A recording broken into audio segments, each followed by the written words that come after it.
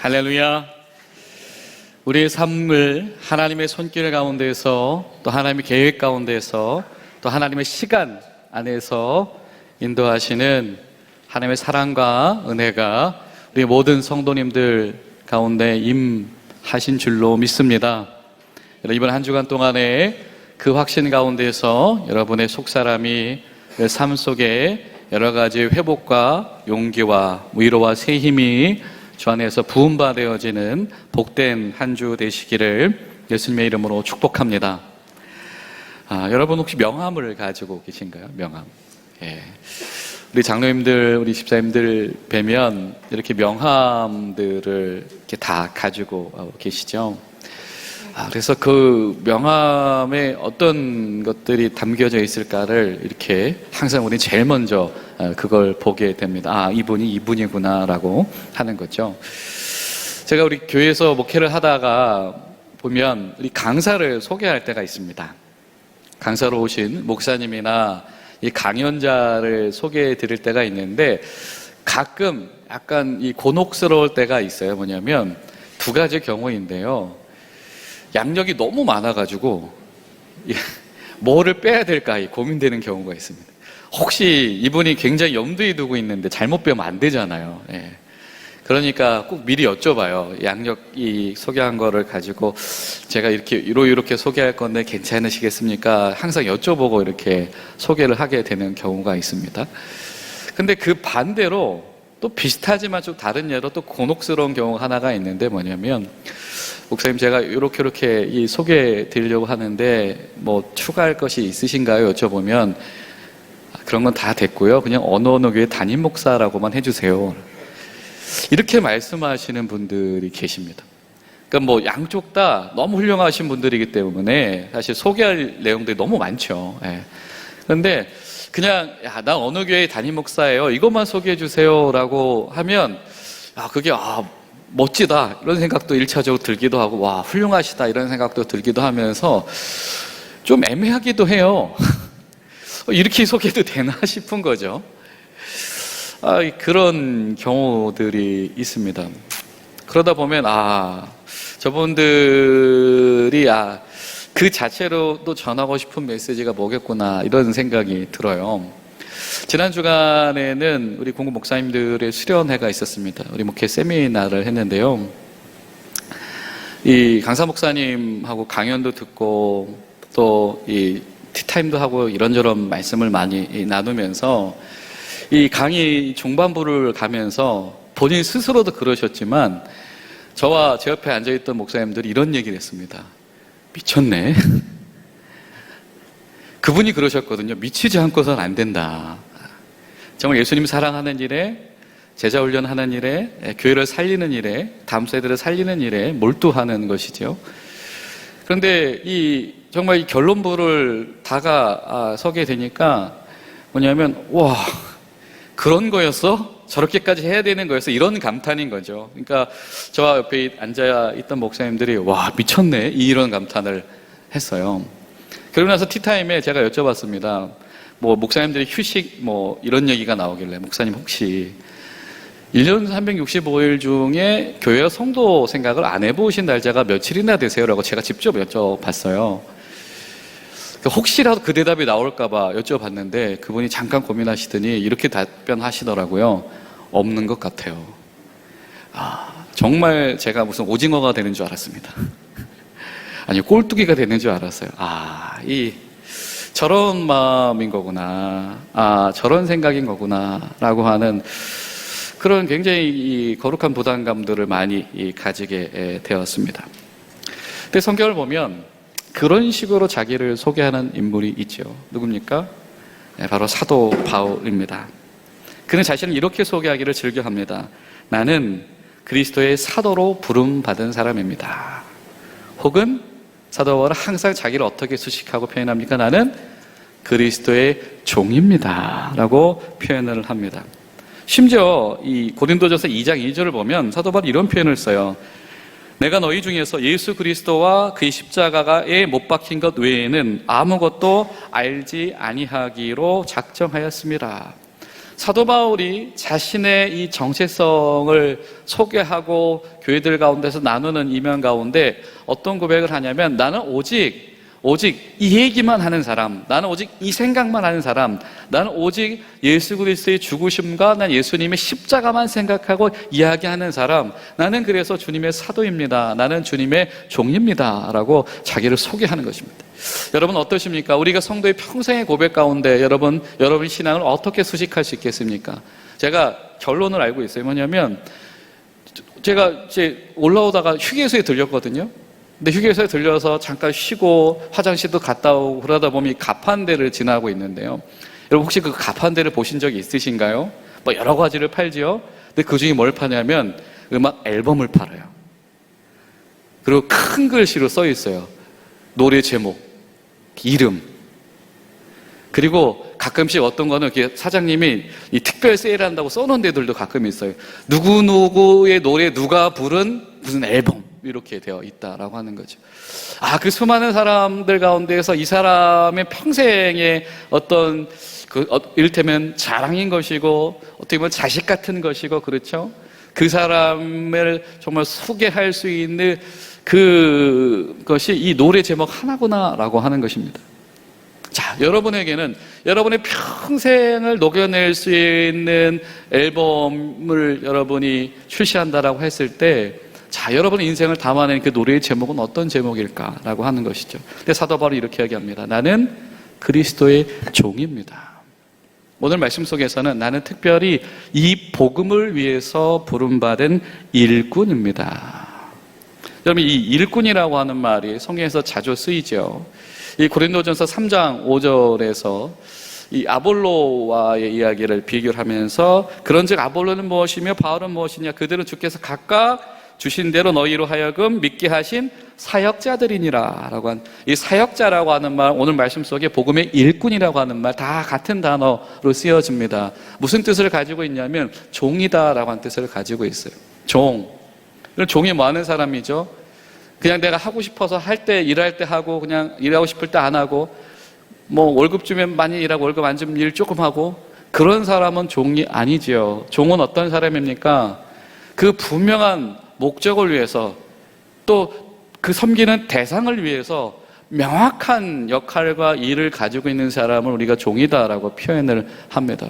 아마 우리 중앙교회는 군인교회이기 때문에 사실은 이거에 대한 정말 평생의 삶 속의 이해를 가지고 계시죠. 여러분, 군인은 누구를 위해서 일합니까? 국가를 위해서 일하죠. 또 누구를 위해서 헌신합니까? 이 국민들을 위해서 헌신합니다. 공공의 유익을 위해서 일하고, 또 국가를 위해서, 그것을 위해서 나를 바치는 존재, 이것이 바로 군인 아닙니까? 그래서 이것을 신성한 의무다, 국방의 의무다라고 헌법이 표기를 하고 있기도 하지요. 사도 바울이 그런 표현을 써요. 나는 그리스도의 종입니다 라고 하는 겁니다.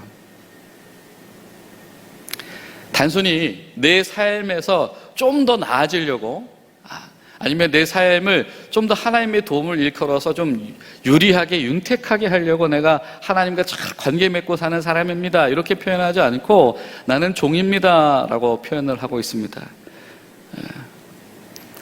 심지어 오늘 말씀 속에서 사도 바울은 그렇게 증언을 하죠. 내가 지금 여러 가지 어려움 당하고 있고 감옥에도 갇히고 여러 가지 이유가 있는데, 내가 이런 일을 하는 이유가 뭐냐면 나는 주님의 복음의 일꾼이기 때문입니다 라고 하는 것입니다. 자, 여러분 평생을 한 줄로 요약했을 때, 나는 주님의 일꾼입니다 라는 신앙 고백이 우리 가운데 나오게 될 수 있을까라고 하는 것.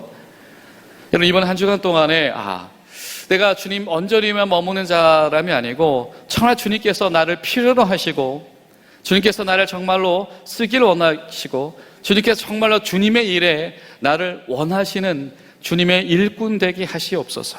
여러분, 그런 한 주 동안에 그런 마음으로 나아가게 되시기를 간절히 소망합니다. 오늘 사도 바울은 이런 표현을 써요. 나는 주님의 일꾼이 되었습니다. 근데 주님의 일꾼이 어떻게 되었냐면, 하나님께서 나에게 선물로 주신 그 은혜의 풍성함을 따라, 내가 주님의 일꾼, 내가 종 될 수밖에 없는 이유는 난 주님의 은혜를 입은 사람, 주님의 사랑을 받는 사람이다라고 하는 거예요. 8절에 어떤 고백을 합니까? 나는 모든 성도 중에서 지극히 작은 자, 그보다 더 작은 자, 근데 나에게도 주님의 은혜의 빛이 임하게 되었다는 것, 주님께서 그런 나도 필요로 하신다라고 하는 것이, 이것은 정말 측량할 수 없는 사랑입니다. 나는 지금도 주님의 쓰임새 가운데 쓰임받지 않을 수가 없습니다. 여러분, 우리 가운데 주님 앞에서 이렇게 쓰임받기를 원합니다 라고 하는 이 감동들이 우리 가운데 사그러져 있다라고 한다면, 여러분 정말로 우리가 하나님의 사랑 가운데서 내가 하나님 날 사랑하시지 라고 하는 그 막연한 경험 속에 살고 있는 것인지, 아니면 그 하나님의 사랑이 나에게 미쳤기 때문에, 하나님이 나를 필요로 하시기 때문에, 그 주의 빛이 나에게 닿았기 때문에 내가 그냥 있을 수 없습니다 라고 하는, 여러분 그 열정적인 반응이 여러분 가운데 회복되시기를 간절히 소망합니다. 사도 바울은 교회를 뭐라고 인식을 하냐면, 고린도전서 1장 2절을 보면 하나님의 교회 곧 그리스도 예수 안에서 거룩하여지고 성도로 부르심을 받은 자들과 또 각 처에서 우리 주 곧 그들과 우리 주 대신 예수 그리스도의 이름을 부르는 모든 자들에게, 하나님이 불러내셔서 교회로 모여주신 자들, 그래서 주님의 이름을 부르는 자들, 그들이 교회다라고 이야기를 합니다.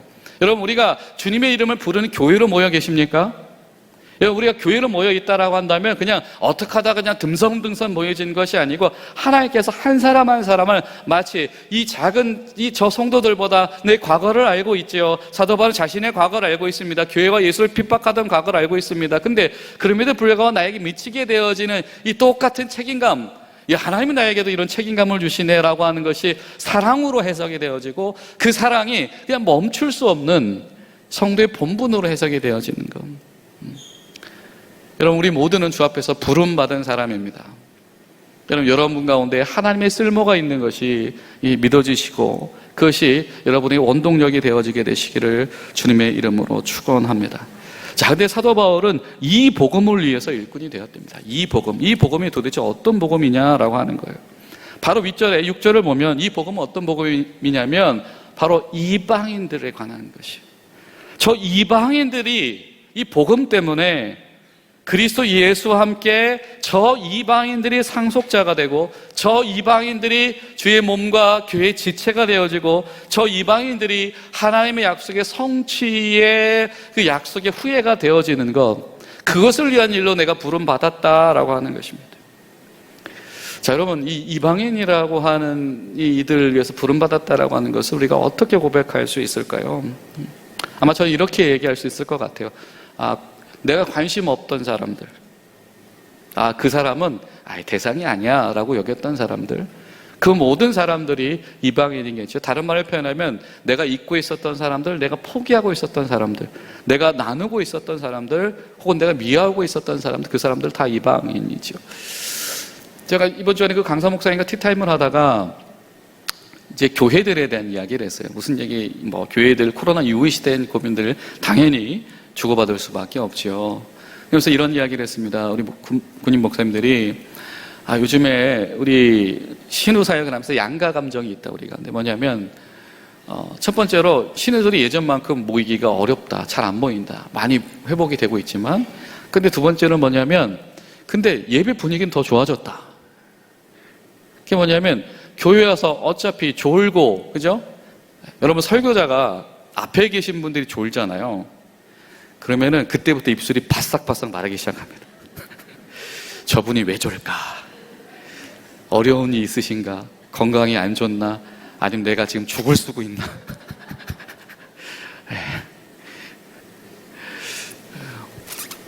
근데 생활관에서 교회 와서 주무실 형제들은 이미 생활관에서 주무시고 있기 때문에 교회를 아예 안 오죠. 그러니까 교회에 나와 있는 형제들은 정말 예배 드리러 왔기 때문에 분위기는 너무 좋아요. 근데 목사님이 그렇게 말씀하시더라고요. 요즘 바깥 교회도 똑같다는 거예요. 이 청년들 집회를 가보면 요즘에 노란 머리가 안 보인대요. 여러분, 왜 가끔씩 교회들이 단풍 들 때 있잖아요, 그죠? 노란색, 하얀색, 빨간색. 그래서 이 청년들이나 청소년 집회를 인도하러 가보면 그 예배 인원들의 상당수가 다 노란 머리고 이런 친구들도 많고 막 졸고 있고 저 예배당 밖에서 막 담배 피고 있고 막 그런 친구들 많은데 요즘에 그런 친구들이 하나 없대요. 와, 그 예배 분위기가 너무 좋대요. 근데 차이점이 있다면 예전에는 6차, 7차 수련을 하던 게 2차, 3차에 끝난다라고 하는 거예요. 제가 생각을 해봤습니다. 우리 교회가 예배 때 주무시는 분이 있으신가? 야, 생각해보니까 저는 너무 행복한 목사더라고요. 왜냐하면 여러분, 저는 지금 우리 교회 와서 한 번도 예배 시간에, 설교 시간에 좋으시는 분을 본 적이 없어요. 물론 제가 시력이 좋지는 않아요.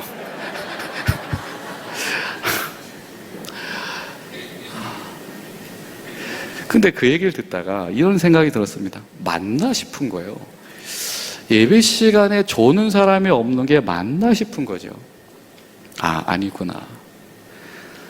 예배 시간에 졸고, 무슨 얘기하는 거야? 저 오늘 또 무슨 얘기야? 나는 왜 오라고 그래가지고. 이게 언제까지 다녀야 되는 거야? 라고 하는 분이 와서 앉아 있어야 되는 거구나. 할렐루야. 여러분, 기도하십시오. 하나님, 다음 주에는 많은 사람이 졸게 하시옵소서. 예배 시간에 꾸벅꾸벅 졸게 하시옵소서. 여러분, 지금 우리 예배당에 있는 이 빈자리가 예배 시간에 주무시는 분들의 자리로 채워지기를 주의 이름으로 축원합니다. 여러분, 반드시 좋으실 분들 모시고 오십시오. 좋으실 분들 모시고 오시고 그분을 섬기고 그분을 우리 양육으로 초대하고 그분을 우리 제자훈련으로 초대하고 그분을 우리 섬김의 자리로 초대해서 주무시는 분들이 나도 한때 졸던 사람이었습니다 라는 이야기가 단절되지 않는 교회가 되어야 되겠다.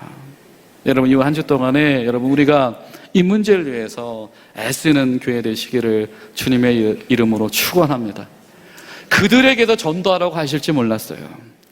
그들에게도 복음 전하라고 하실지 몰랐고 그들이 교회의 일부가 되라고 하실지 몰랐고 그들도 하나님의 약속자가 되라고 하실지 몰랐고 그들도 주님의 약속의 성취의 증인이 되라고 하실지 몰랐어요.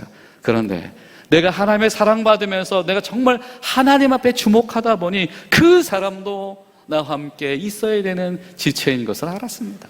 여러분, 이것이 바로 오늘 사도 바울의 고백이고 여러분, 이 경험을 해나가는 것이 나는 바로 이 복음의 일꾼입니다 라고 고백할 수 있는 성도인 줄로 믿습니다. 또 오늘 이런 고백을 해요. 자, 그리고 10절에 보면 어떤 말을 하냐면 이는 이제 교회로 말미암아 하늘에 있는 통치자들과 권세자들에게 하나님의 각종 지혜를 알게 하려 하심이니. 여러분, 가끔씩 우리가 그런 말 쓰죠. 다른 세상 사람.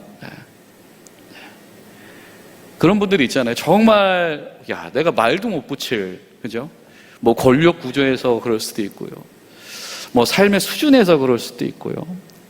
아니면은 내가 너무 사모해가지고 내가 정말 존경하고 좋아하던 분이기 때문에 그런 마음을 품을 수도 있고. 보통 우리가 이런 표현은 사실은 내가 범접할 수 없거나 어떤 나의 영향력 범위 밖에 있는 이들을 표현할 때 쓰는 말 아니겠습니까? 자, 오늘 사도 바울이 이런 고백을 합니다. 내가 영향을 미칠 수 없을 거라고 생각했던 그들에게 하나님께서 하늘의 지혜를 드러내십니다. 여러분, 그것을 목격하고 그 열매를 보기 위하여서 복음을 전달하는 통로가 되어지는 것, 여러분, 이것이 교회의 역할이고 이것이 성도의 역할인 줄로 믿습니다. 자, 여러분에게도 어려우신 분들 있죠. 거기까지는 우리 역할이 아니고 거기까지는 우리의 힘이 아닙니다. 우리가 할 수 없습니다. 우리가 분명히 이렇게 고백할 수 있는 분들이 있을 겁니다. 그러나 오늘 사도 바울이 고백하고 있는 거, 나는요 오늘 하나님의 사랑받고 있기 때문에 이 일을 잠시도 멈출 수가 없는데 그러다 보니까 내가 무엇을 경험했는지 아십니까? 하나님께서 그 하늘에 있는 것 같은 자들에게도 하나님의 지혜를 드러내시리이다. 11절에 이런 표현을 써요. 곧 영원부터 우리 주 그리스도 예수 안에서 예정하신 뜻대로 하신 것이라. 하나님께서 계획하신 것이 있었습니다. 하나님께서 의도하신 것이 있었습니다. 그들이 하나님의 계획과 의도를 알게 되어졌습니다. 하나님의 계획과 의도가 무엇이었습니까? 예수님의 죽으심, 예수님의 십자가입니다. 그들이 인정할 수도 생각할 수도 없었던 그것을 인정하게 되어지는 일을 내가 보게 되어졌습니다.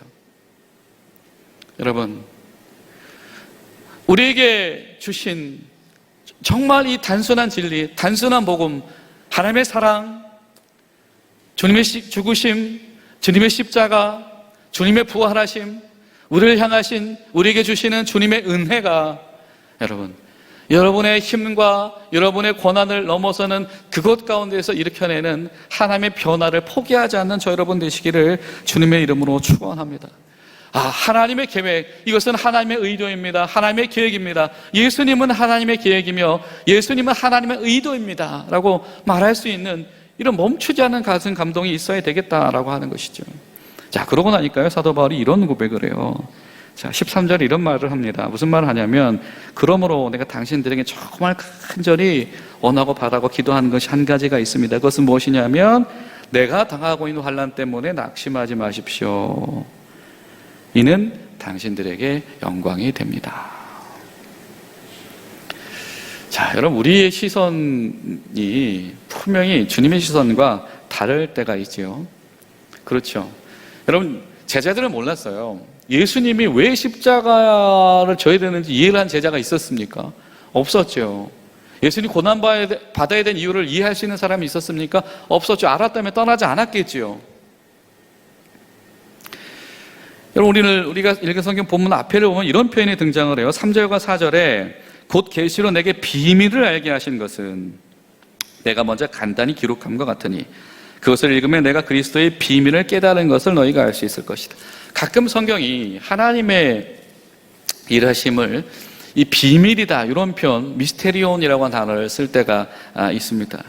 이건 정말로 그 당시에는 알 수 없는 거예요. 언젠가 때가 되면, 내가 더 성숙해지면, 지식이 갖추어지면, 경험이 쌓여지고 나면 그때 비로소 이게 주님이 하신 일이었군요, 주님의 은혜였군요, 주님의 사랑이었군요. 그 당시에는 알 수 없는 것, 하나님께서 그것을 나에게 맡겨주셨다. 이게 이 사도 바울의 이 고백이죠.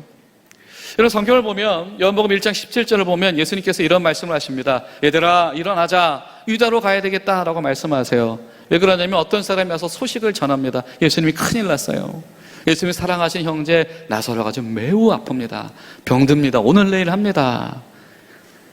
그래서 주님께서 말씀하셔요. 얘들아, 가자 그럽니다. 그때 제자들이 예수님을 막죠. 왜 막아요? 예수님, 좀 전까지 우리를 해하려고 하던 자들 때문에 지금 잠깐 피해 있는 건데 이렇게 빨리 돌아가시게요? 이런 말씀을 한다. 가자. 우리가 유대를 지나서 베다니로 가자. 예루살렘 성을 지나서 베다니로 가자. 거기에 나사로가 있다. 근데 대화가 좀 이상하게 흘러가요. 근데 주님께서 며칠도 머무셨다, 성경이 이렇게 표현을 합니다. 그리고 주님 말씀하세요. 근데 나사로가 잔다. 제자들이 말하죠. 예수님 다행이네요. 큰일 아닌가 보네요. 다행입니다. 그랬더니 예수님께서 한마디 더 하세요. 아니야, 죽었다고. 지금 이렇게 말씀하세요. 얘들아, 밤과 낮이 왜 있는지 아냐? 낮이 왜 이렇게 긴지 아냐? 하나님께서 낮을 주시는 이유는 길이 어딘지를 알게 하려고 주신 거야. 지금 내가 길을 보여줄 테니까 그 길을 가자. 그랬더니 디두모라고 하는 제자, 유다가 도마가 얘기를 하죠. 뭐라고 얘기합니까? 우리가 주와 함께 죽으러 가자. 자, 나설의 죽음을 잃고 지금 여러 가지 반응들이 일어나고 있어요. 자, 그 얘기를 왜 했을까? 제가 그 생각을 해봤어요. 진짜 죽으려고 그랬나? 아니면 반항심인가? 여러 가지 생각들이 들어요. 근데 그 다음에 일어나는 일들을 보면 그래도 얘가 신앙이 없는 인물은 아니었구나, 이 사람이. 그런 생각을 하게 됩니다. 베다니로 가고 있는데, 자, 여러분, 이 베단이라고 하는 곳이 어느 곳이냐면, 자, 이 예루살렘은 서쪽으로 지중해가 있고요, 동쪽으로는 감람산이 있어요. 보통 부자들, 지킬 것이 있는 사람들은 어디 살았을까요? 예루살렘 성 안에 살았죠. 그리고 성 안에 살지 못할 이들이 외곽에 살게 되어졌는데, 근데 이 동편에는 어떤 사람들이 살았냐면 주로 병자들이 삽니다. 감람산턱에. 왜냐하면 이 지중해에서 바람이 예루살렘을 지나서 감람산으로 불어가잖아요. 그죠? 그 당시 랍비들이 어떤 생각을 가지고 있었냐면 4규빗 이내에 문둥병 환자가 지나가면 문둥병이 전염된다. 이런 생각들을 가지고 있었어요. 그러니까 환자들은 주로 이쪽에 집성촌이 있는 거죠. 자, 예수님을 미워하는 사람들을 지나서 그들을 향해서 가고 있는 거예요. 거기 분명히 환자들이 많은 거예요. 아니나 다를까. 가다 보니까 소식을 전합니다. 예수님 오셨네요. 근데요, 예수님 안 가셔도 돼요. 꼭대기까지 가지 마시죠. 제 오라비가 죽었어요. 그 누이가 말합니다. 마르다가 이야기하죠. 예수님께서 야, 죽었다가 무슨 말이야.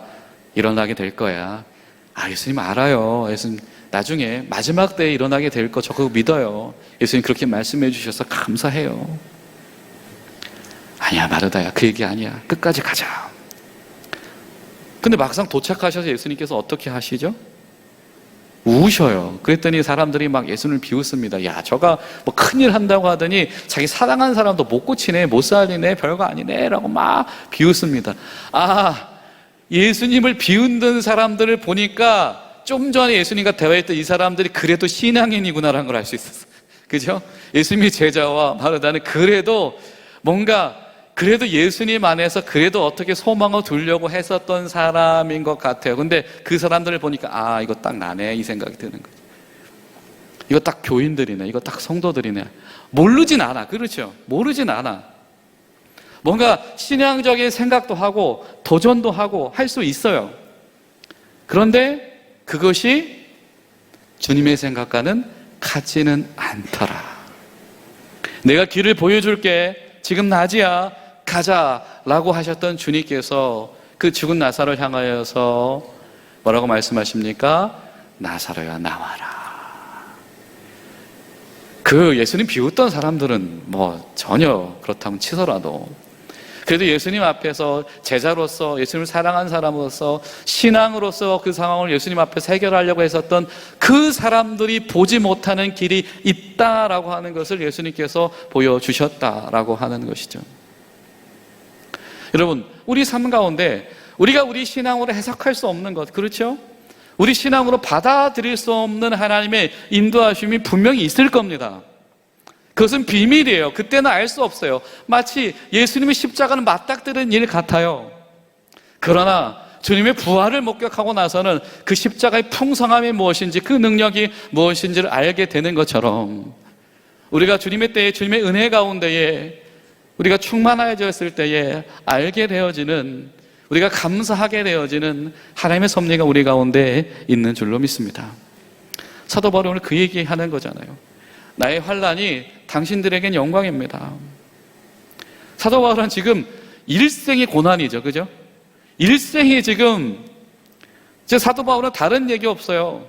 그 교회 목사님만 주님한테 미친 사람이 아니고요. 이 사도 바울도 미친 사람, 허구한 날 감옥에 가고 허구한 날 고난받고 있죠. 자, 사도 바울이 당하는 환난을 다른 말로 등치하면 뭐겠습니까? 사도 바울의 삶 자체예요. 지금 나의 삶은 무엇을 위한 것이다? 그리스도 안에 있는 당신들의 영광을 위한 것이다. 자, 여러분, 영광이 뭡니까? 뭐 명성 이런 말도 있겠지만 영광, 우리가 어떤 때도 사용하죠. 주님께서 빛 가운데 임하실 때, 주님께서 비추실 때, 주님께서 함께 계실 때, 임재하실 때, 이런 때도 우리가 영광이라는 표현을 쓰지 않아요? 나의 삶이 당신들에게 그리스도 안에서 하나님의 임재, 하나님이 비춰주시는 그 빛의 통로로 쓰임받을 수 있다면 나는 그것이 너무 좋습니다. 나는 그리고 그것을 확신합니다. 지금 나의 삶이 당신들의 삶에 하나님이 드러나시도록 쓰임받고 있습니다. 그러니까 염려하지 마십시오. 자, 여러분, 만약에 우리 가운데, 우리 성도님들 가운데 이런 믿음으로 살아갈 수 있는 분이 있다라고 한다면 분명히 우리 가운데서 와서 주무시는 분들이 더 많아지게 될 줄로 믿습니다. 우리 가운데 와서 주무시던 분들이 깨어서 예배하는 예배자로, 훈련받은 전도자로, 나아가는 복음 전도자로, 사명자로, 일꾼으로 일어나게 될 줄로 믿습니다. 우리가 이 믿음 가운데 서게 되어질 때에 우리 가운데 새로운 시각이 부여될 줄로 믿습니다. 우리 가운데 더 이상 주 앞에서 당하는 이 환난 가운데에서 우리가 낙심하지만 않고, 야, 나는 이게 부정적인 일만 있는 줄 알았는데 하나님께서 이렇게 일하시는구나 라고 하는 믿음이 우리 가운데 생겨나게 될 줄로 믿습니다. 때로 하나님의 일하시는 방식이 우리의 목적과 같지 않을지라도 그 가운데서 실족하지 않고 식어지지 않는 열정으로 나는 오늘도 주님의 일꾼입니다 라고 말하게 될 수 있는 줄로 믿습니다. 여러분, 바라기는 한 주간 동안에 하나님, 나를 통해서, 우리 교회를 통해서 나는 이 주님의 일에, 복음의 일에 일꾼입니다 고백하며 주 안에서 격려를 입으며 사랑을 경험하며 주님, 여전히 그 일에 내가 멈추지 않게 하시옵소서. 그 마음을 품을 수 있는 저 여러분들 되시기를 주님의 이름으로 축원합니다. 기도하시겠습니다. 하나님, 주의 은혜와 사랑에 감사를 드립니다. 주님, 이렇게 나태한 저희들 가운데서도 여전히 성도와 교회의 직분을 주시고 우리가 예배하게 하시니 주님 감사드립니다. 그러나 하나님, 우리가 이 상황 가운데서 멈추지 않게 하시고 주님께서 주신 은혜와 사랑에 반드시 반응하여서 주님께서 원하시는 복음의 일꾼으로 우리 삶이 누군가에게 주님의 임재를 경험하게 하는 통로로 쓰임받을 수 있는 참된 주님의 종 될 수 있도록 도와주시옵소서. 예수님의 이름으로 기도하옵나이다. 아멘.